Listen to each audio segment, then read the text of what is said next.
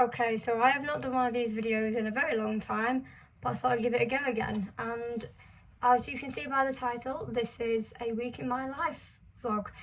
And yeah, the last video I did was when I had my thyroid cancer, which was my fourth diagnosis. And I come to realise that was the last time I uploaded a video properly to YouTube, and that was my diagnosis and recovery video. But just to let you know, I am still around. There's been a lot happen since then, the good, the bad, the ugly, and some fantastic things as well. But this is going to be the most recent video, and I will try to summarise what's happened between now and nearly 2 years ago. In exactly a month's time, on the 5th of December, I will be 2 years remission from that surgery. And yeah, there's been so much happened since then. There's been ongoing challenges, complications, of course, all relating to health. But in a summary, I'm now doing really well, and probably the fittest I've felt in a while physically, despite the other challenges that I'm still dealing with. So in a nutshell, since that surgery I recovered. It took a few months to get back to normality, find a new routine. But then with that, I was still struggling with fatigue, and I thought that was thyroid fatigue because I have no thyroid hormone, and you can become very physically fatigued and drained easy. And with that, I was getting short of breath, struggling to walk sometimes. I even wasn't able to dance like I used to.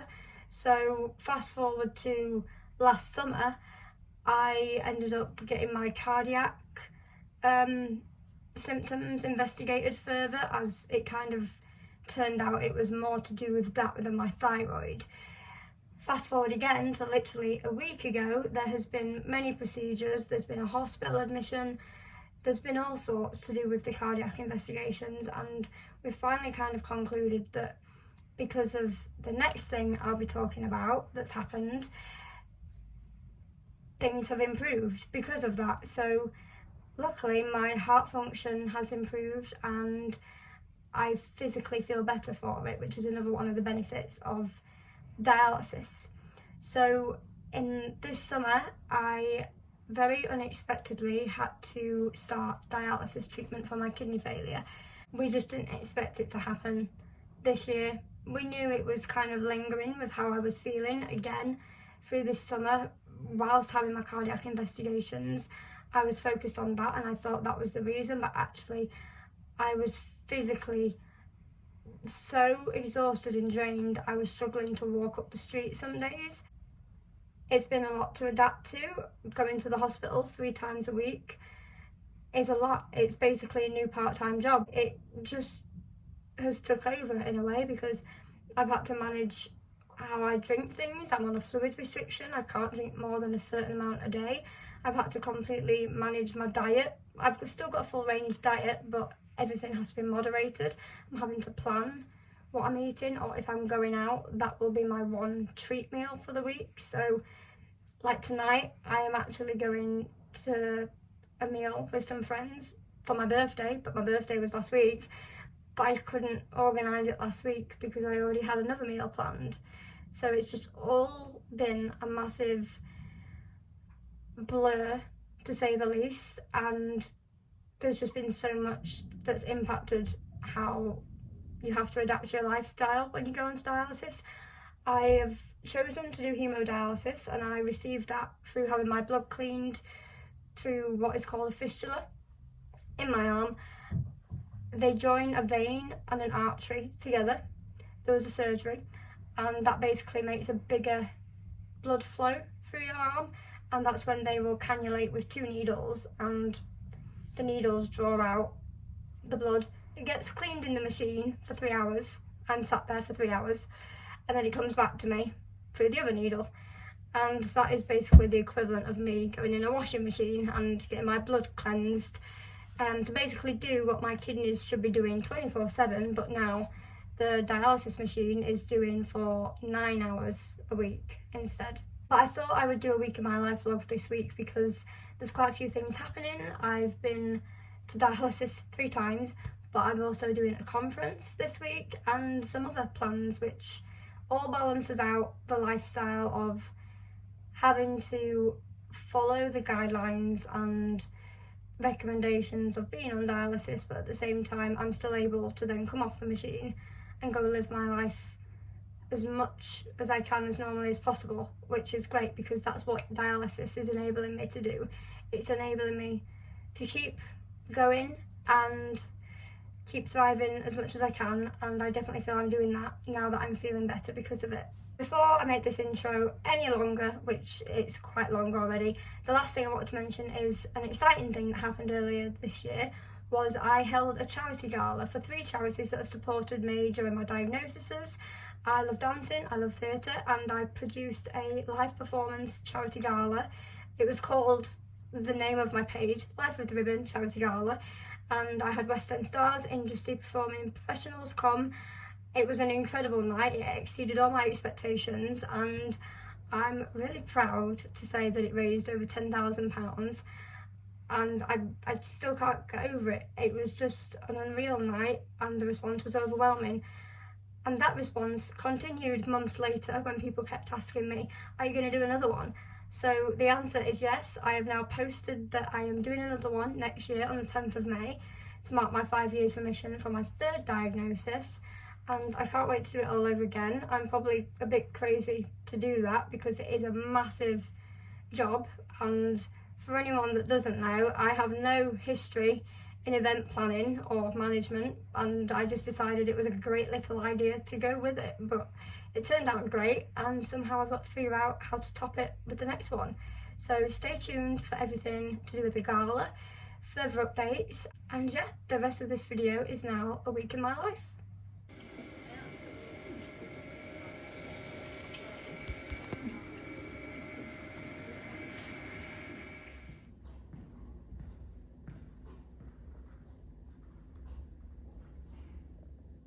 So I usually start my Tuesday mornings at the studio helping with a toddler dance and movement class, and on the way back after that I called at the GP and then the pharmacy as I needed to collect some of my tablets that I had ordered and run out of stock, so that's me just putting them away.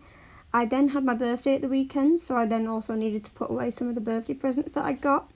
And then after that in the morning I spent some time doing some gala admin, and there's lots of stuff to do, so I've got to keep on top of it pretty much weekly. And as I mentioned in the start of the video, with dialysis now I have to follow a bit more of a diet, so each week I will make a couple of meals that follow the guidelines of that. I've been using recipes including this one from the Kidney Kitchen UK website. This is me making a macaroni cheese dish that actually tasted better than it looks. And then it was a busy day of appointments, so that clip was from an online call that I had, and then I had to drive to go see my physio as I was also getting that done that day. When I came back, I then did a little bit more gala admin as I had to send out some consent forms. Then in the evening, I now take a ballet class, which is in preparation for an exam that I've got at the end of the month. So this is just a little clip of me doing one of the exercises, which is in point shoes. And yeah, once I got home after a very busy day of productivity, I ended up just doing a bit more of a lighter meal as the macaroni had filled me up, so I did a salad.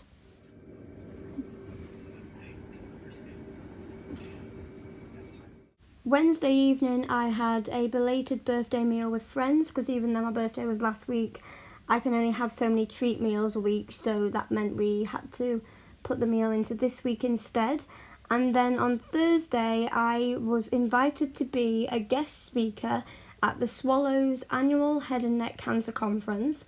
This was held at the Octagon Centre in Sheffield, and I was a panellist speaker along with 2 other ladies, and the session was focused on rebuilding self-confidence after cancer. I was talking about my own story, sharing about my diagnoses. I spoke about prehabilitation, rehabilitation, what I found helped me with support both inside and outside of the hospital setting. And I also spoke about the micropigmentation scar camouflage tattoo.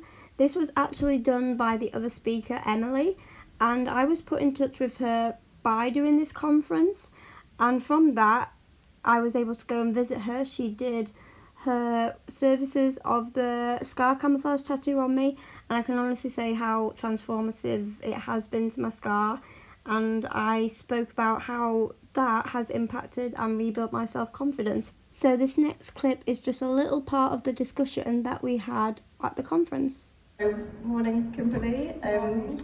We'd like to start off by you telling us a little bit more about yourself and your journey to where you are today, and the cancers you've had and the treatments you've experienced. So my name's Kimberly, I'm 27 years old and I'm from Wakefield. Throughout my life I've had 4 different cancer diagnoses. The first one when I was only 13 months old, and that was a rare childhood cancer on my bladder. That was rhabdomyosarcoma, and that was actually treated right opposite Sheffield Children's.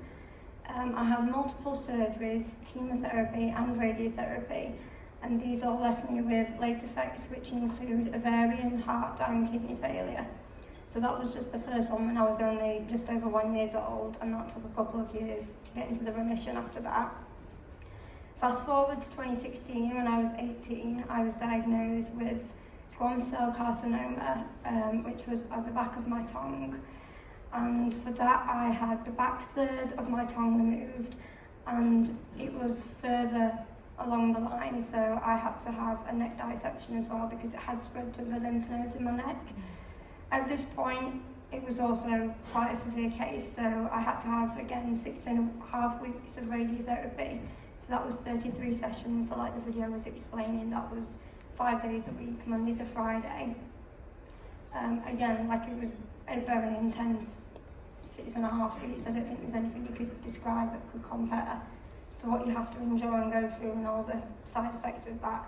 And again, the long-term effects of having a dry mouth and having to relearn how to pronounce some of my speech again was just a few of the challenges at that time.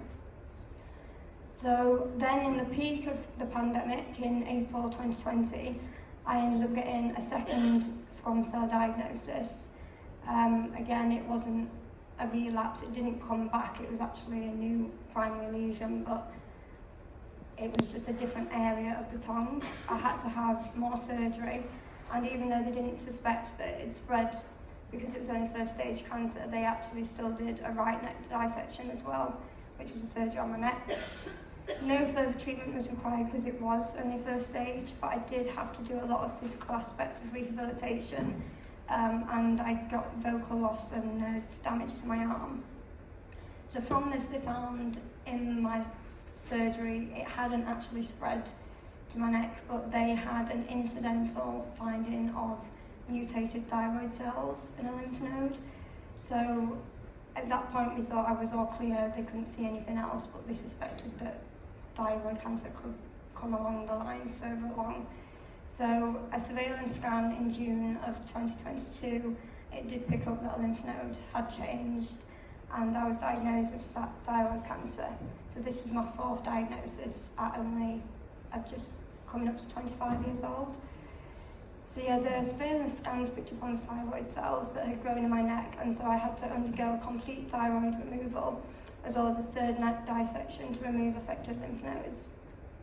For this diagnosis, again, I had to do some rehabilitation of strength, but I've also found doing pre-rehabilitation prior to surgery hugely impacted the benefits of my recovery.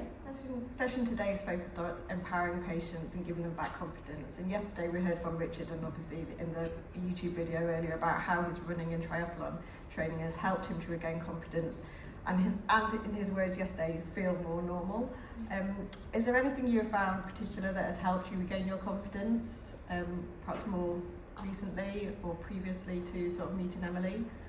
Yeah, so despite being used to performing, because like I mentioned I do a lot of dance, and finding a passion in speaking like I am today, confidence is something that comes in waves for me, as it depends how I'm feeling and how that's impacted within myself from the physical aspects. So like you say, it's the physical impacts how you feel in every other way. I feel I'm most confident when I am strong in my body, and so with that, when you face such an intense battle, that can be lost in many ways. I'm personally very self-conscious, and one thing I immediately become hyper-aware of is the scar on my neck, because you can't hide it when you're out and about. People are going to stare. And you could, like, first I did try to put a scarf around, but then I just came around to kind of accepting it a bit more. But that's the thing, it's always a constant reminder of what you've been through, because if people are looking or if you're having conversations, it's that constant, like, bringing it back up. As a child and a teenager, I'd always hidden my childhood cancer stomach scars that I've got on my abdominal, but having a scar on my neck meant I had to learn to accept that was part of me. And with different methods, I was able to grow my confidence back when I was out socialising. One of these methods was scar camouflage makeup, which I would apply to make my scar disappear and forget about. But again, that's makeup and that's only temporary, and you have to spend extra time thinking about it and planning that in to make you feel a bit more so-called normal, even though it shouldn't have to feel that way in a way. But like I say, that's a temporary thing, and once you've taken it off, the scar's back. So from being a part of this conference, you very kindly put me in touch with Emily, and she offered me her services of permanent scar, camouflage, pigmentation tattoo, and the results, I honestly, like, truly can say have made such an impact to my confidence. I feel like now, since the pigmentation has been put onto my scar, it's faded so much, it's blended, it's become much more so-called invisible in a way, and I feel like I can go out now without having to make the extra effort, and again, not even have to think about people looking at my neck. But mainly, I'd say my confidence from this has grown so much, and I'm so grateful to have been told about this, as for the past 8 years since my original diagnosis, I've never heard of it at all. The conference went down really well. I wasn't sure what to expect. I've never done a head and neck cancer conference talk. The previous conferences I've spoke at have been for a childhood cancer aimed healthcare professional group, and also an interventional radiology, which I was really lucky to go to Palma de Mallorca earlier in the year to speak at. That was an unreal experience, and each time I come away from these conferences, I realise how important it is to do the patient advocacy work and keep raising awareness, sharing the patient's perspective, sharing my story, my experiences, and just speaking about what I found helpful or what I felt could have been done better. One thing that was different about this conference was it wasn't only healthcare professionals, it was an open event to the public, so patients could also come and register, but that also meant that I was able to share the link with friends and family. So I had some really close people in my support network come and support me and watch my talk, which was really lovely because it meant there was some friendly faces in the audience, which was a nice change. And yeah, it was also really lovely to have some faces come up to me afterwards as well that I didn't know, that wanted to speak to me and say how they were inspired, they were moved, they found my speech really helpful, insightful. They wanted to share my social media page with like peers or friends and family they know or within the network that they work for. To be able to share that and get the response is very empowering, because for me, I never quite realise how it impacts other people. I find it's just my life. I get on with things, I try and deal with things the best I can. But then when you hear it making such a difference and impacting other people, that's when it really does encourage me, and it means a lot to hear that. And yeah, that's the reason why I keep wanting to speak at these conferences and keep spreading the awareness. On Friday, I had my final dialysis session of the week. In this clip, again, I'm showing you the fistula, which is in my arm, which is cannulated by 2 needles, and then the lines are then connected to the dialysis machine, which is where it cleans my blood. This tube here is my artificial kidney, and that's where the blood's also getting cleaned. And then straight after dialysis, I went to go watch the Dear Evan Hansen UK tour at the theatre, and after that I went for a final treat of the week, which was another little birthday meal out. This was at a place called Carousel, which was really, really cool. Then to finish the week off on Saturday morning, I got my hair done.